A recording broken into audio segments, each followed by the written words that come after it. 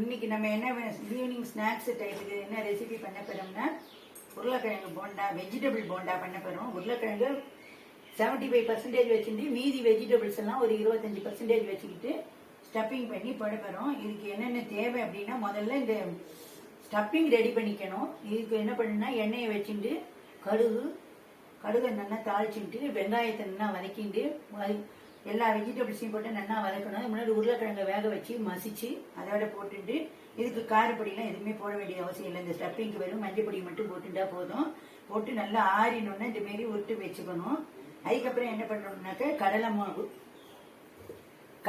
3 பங்கு கடலை மாவு போட்டுக்கணும். நம்ம கையால் 3 பங்கு கடலை மாவு இல்லை, ஒரு பாத்திரத்தால் எதில் எடுக்கிற இடம் டவராவோ டம்ளரோ எடுத்துட்டா 3 பங்கு கடலை மாவு, 1 பங்கு அரிசி மாவு, தேவையான உப்பு, மிளகாத்தூள் நிறைய போடணுங்கிற அவசியம் கிடையாது. மாவுக்கு தகுந்தப்பல ஒரு 1/2 ஸ்பூன்லேருந்து 1 ஸ்பூன் வரைக்கும் போட்டுட்டா போதும்.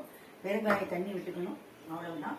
இப்போ எண்ணெயை காய வச்சுட்டேன், மாவு ரெடி பண்ணி வச்சாச்சு. இப்போ இதை எடுத்து ஸ்டெப்பிங் போட்டு நான் ரெடி பண்ண போகிறேன்.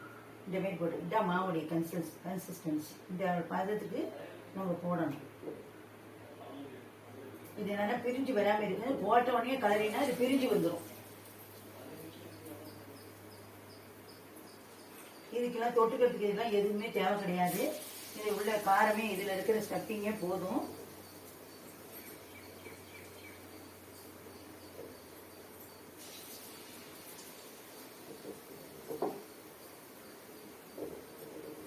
நல்லா எண்ணெய் முழுகிற அளவுக்கு இதில் எண்ணெய் வைக்கணும்.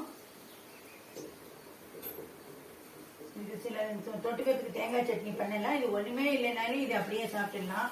இது இந்த மாரி எல்லா வெஜிடபிள்ஸும் போட்டு பண்ணினா இது வேறு வெஜிடபிள் போண்டான்னு சொல்றது.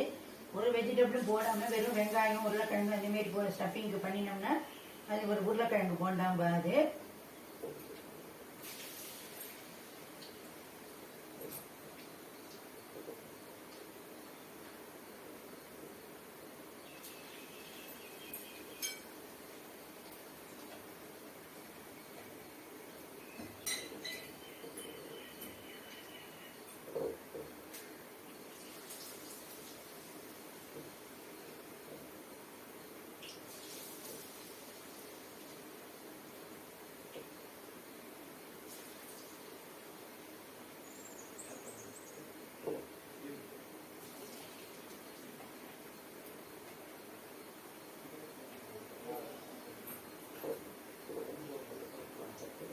இப்போ வெஜிடபிள் சாப்பிடாத குழந்தைகள் கூட இந்த மாரி பண்ணி கொடுத்தா சாப்பிடுது. ஏன்னா உள்ளுக்குள்ள வெஜிடபிள்ஸ் இருக்குது. வெஜிடபிள் எந்த வெஜிடபிள் பிடிக்காது அது இது அப்படிங்கிற எல்லா குழந்தைகளுக்கும் இந்த மாதிரி நீங்கள் பண்ணி கொடுத்தீங்கன்னா அதுக்கு நல்லா ஜம்முன்னு சாப்பிட்டுடும். ஏன்னா உள்ளுக்குள்ள என்ன இருக்குன்னு அதுக்கு தெரியாது.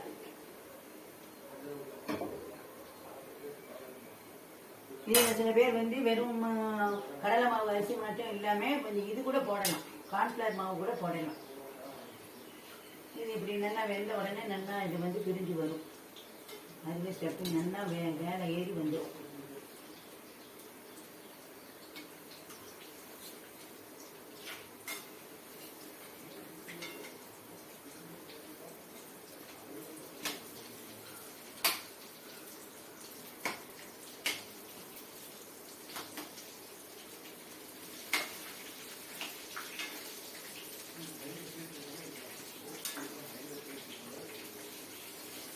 இதில் நல்லா 1 ஸ்பூன் மட்டை எண்ணெயை ஊற்றிண்டு கடுகு தாளிச்சுண்டு அதில் வெங்காயத்தை போட்டு நல்லா வதக்கிண்டு வேறு மித்தபடி இந்த ஸ்டீம் குக் பண்ணுறதுன்னா பண்ணலாம். எந்த வெஜிடபிள் வேணாலும் போடலாம். கேரட்டு, பீட்ரூட்டு இந்தமாரி எல்லா காயும் ஸ்டீம் குக் பண்ணி அதையும் நல்லா மசிச்சு வதக்கிண்டு வெந்த உருளைக்கிழங்கு வேக வச்சு தோலி வச்சு உருளைக்கிழங்கு போட்டு 1 ஸ்பூன் மஞ்சள் பொடியை போட்டுண்டு, காரம் வேணுங்கிறது கிடையாது, காரத்தை இது பண்ணி இதை நல்லா வதக்கி இந்தமாரி உருட்டி ஆறினோன்னு உருட்டி வச்சுட்டேன்னா நல்லா உருண்டு வந்துடும். ஆறினத்துக்கு அப்புறம் இந்தமாரி மாவை கரைச்சி வச்சுருந்து அதில் இந்தமாரி இந்த ஸ்டப்பிங் ஒன்றுன்னா போட்டு எடுக்கணும். இதுக்கு கடலை மாவு 3 பங்கு, அரிசி மாவு 1 பங்கு, கார்ன்ஃப்ளவர் மாவு துளியோட்டு போட்டுட்டா போதும். இதில் உப்பு, மஞ்சப்பொடி, 1 ஸ்பூன் பேருக்கு காரப்பொடி, பெருங்காயப்பொடி எல்லாத்தையும் போட்டுட்டு ஜலத்தை வேணுங்கிற அளவுக்கு ஜலத்தை விட்டு கரைச்சிந்து இதில் கொஞ்சோண்டு சுட்ட எண்ணெயும் விடலாம், பச்சை எண்ணெயும் விடலாம். அந்த மாவில் நல்லா கரைக்கரை முறுமுறுன்னு வறுத்துக்காக அதை விட்டு நல்லா மாவை கலக்கிட்டு இந்த ஸ்டப்பிங் இதில் போட்டு எடுத்தாக்க உருளைக்கிழங்கு போண்டா ரெடி. வெஜிடபிள்ஸ் எல்லாத்தையும் போட்டால் அது வெஜிடபிள் போண்டா. இந்த வேலி வச்சு கொடுத்தனால எல்லா குழந்தைகளும் சாப்பிட்டுட்டு போயிடும். ஒன்றும் மாட்டேன்னு சொல்லாது. அவ்வளோதான். இப்போ உருளைக்கிழங்கு போண்டா ரெடி ஆயிடுச்சு. நம்ம வந்து இந்த சர்விங் டிஷ்ஷில் எடுக்க போகிறோம்.